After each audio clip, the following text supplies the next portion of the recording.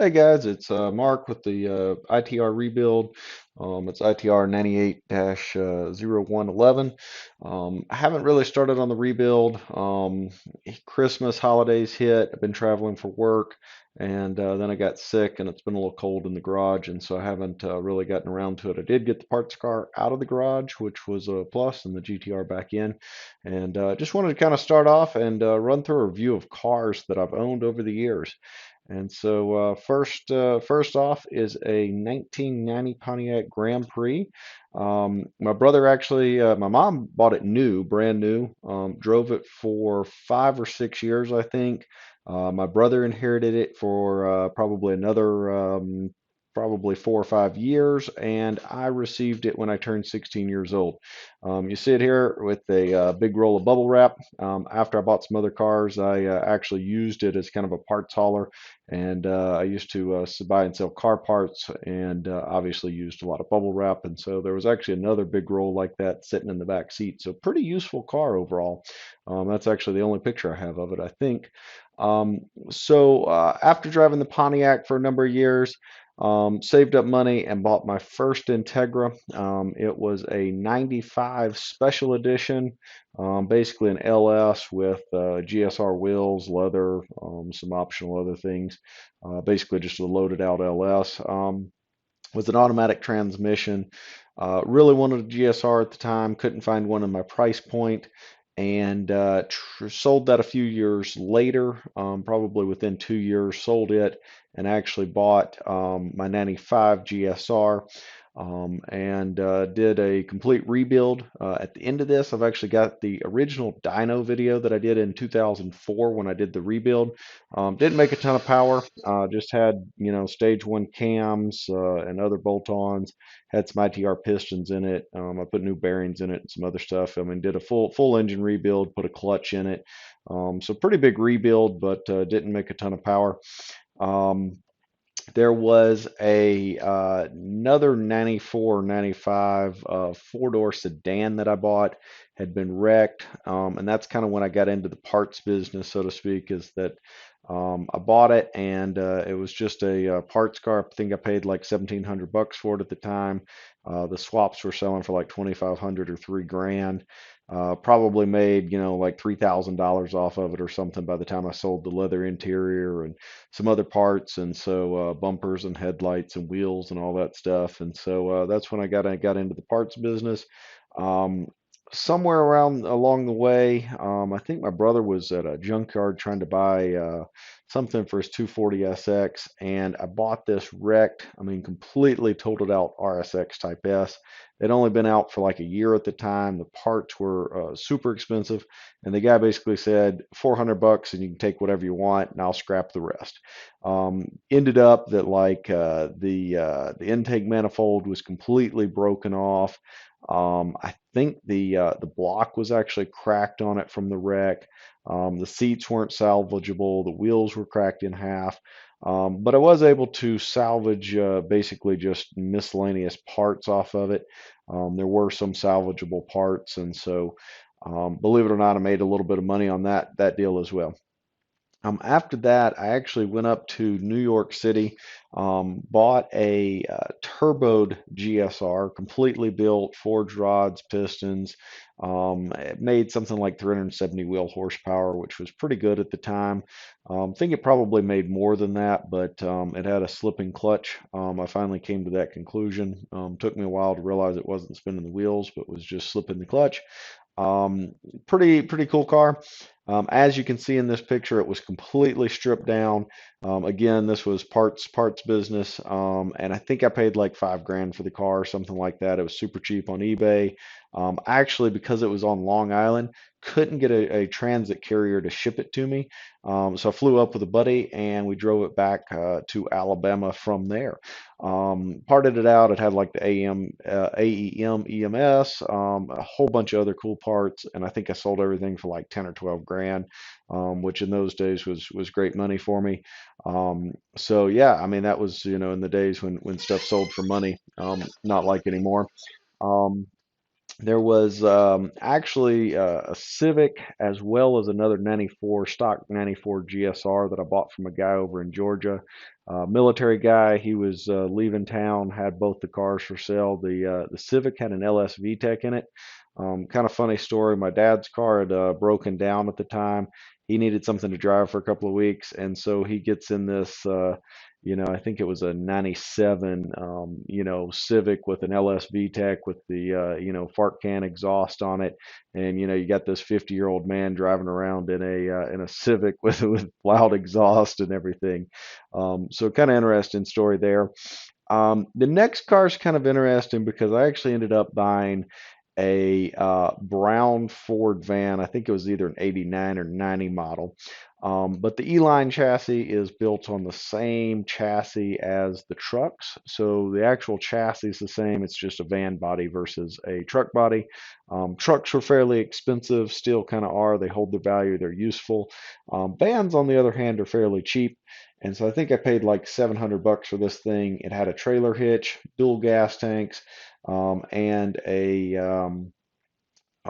305 in it. 302, 305, 5 liter. I don't know, one of those things. Anyway, so bottom line is that that was actually used to tow a wrecked Civic that I bought that I wanted just the motor off of.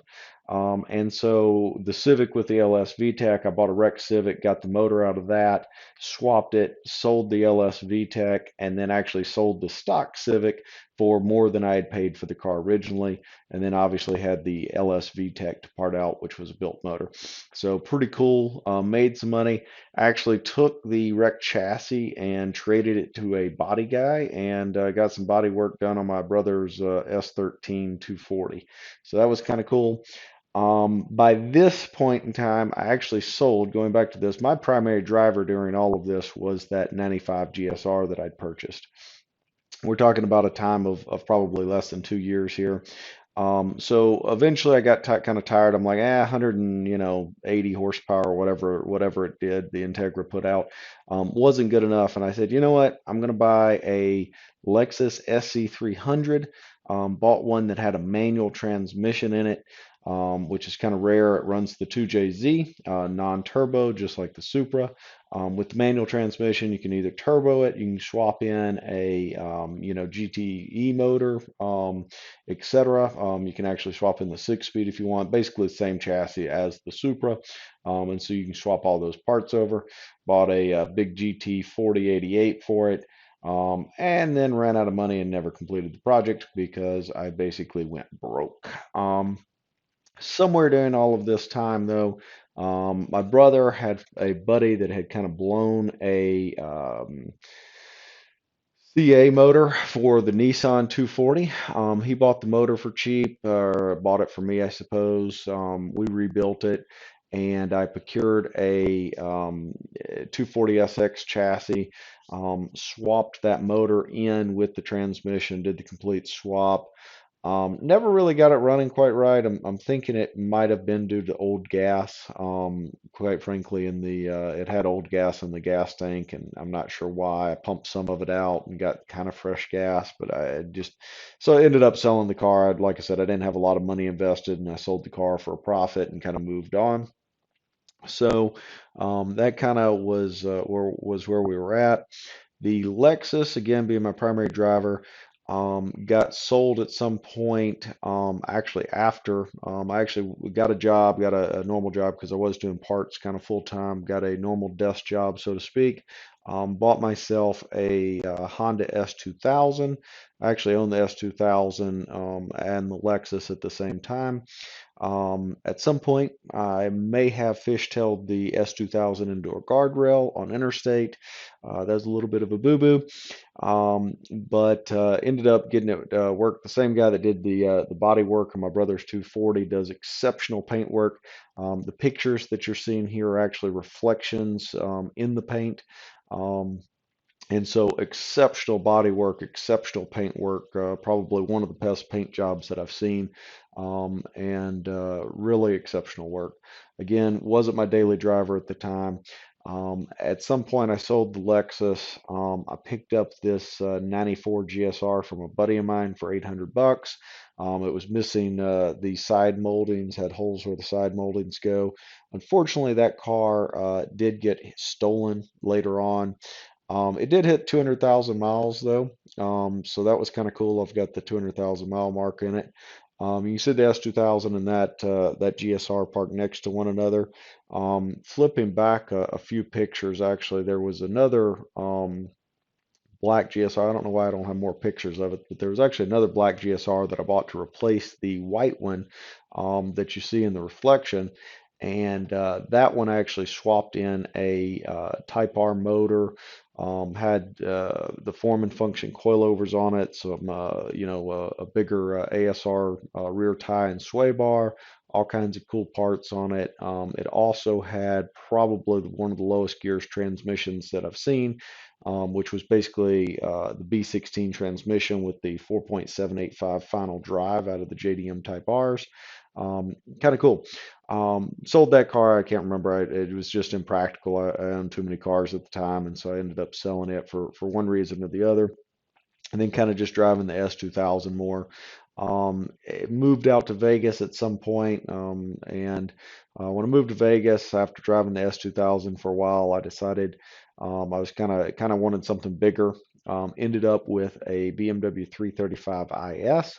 The 335 IS is basically an older, it was a 2011 model. They had swapped over to a single turbo N55 motor. The IS model actually still received the N54, which is the twin turbo motor. BMW said it was more reliable. They knew how to tune it better. Got some additional coolers, oil cooler, etc., and basically upped the boost, had an overboost function, made more power, and also received the 7-speed DCT out of the M car. I'd bought turbos and limited slip differential. I put a limited slip differential in it first, put some M seats in it. I had some blow off valves on it, some other things. Had stainless downpipes, catted. I prefer to run catted versus uncatted just for emissions and that type of stuff. But had bigger turbos and some other things for this car, and ended up I actually got aftermarket wheels and tires through on the Michelin Pilot Super Sports. I think I went with a 275 in the rear. And believe it or not, in Las Vegas, even under basically stock power with a limited slip differential, the car just fishtailed everywhere due to the construction of the roads out here. They're pretty slippery to hold up to the heat. And I realized that I didn't need more power because unfortunately I would do probably the same thing I did with the S2000 and end up fishtailing it into a guardrail or something.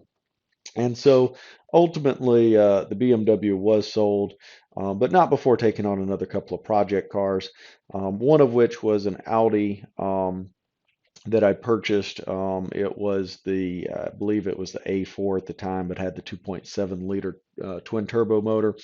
I actually bought it. Don't know why. I just kind of trusted the guy too much. Turned out that it had two blown head gaskets. I pulled it all apart, had the heads milled down, and put new head gaskets on it. Luckily, they were serviceable heads. They weren't warped to the point where they weren't serviceable.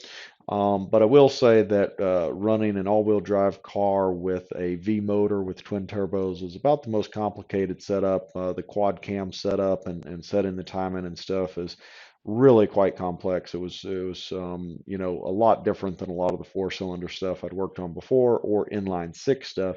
And so kind of cool though. Cheap project, ended up selling it. It ended up running okay. Ended up selling it, making a little bit of money. Next car was a 94 Honda Accord. I bought for, at the time, my girlfriend's brother to drive around to his job and stuff. He ended up leaving it unlocked. It got stolen.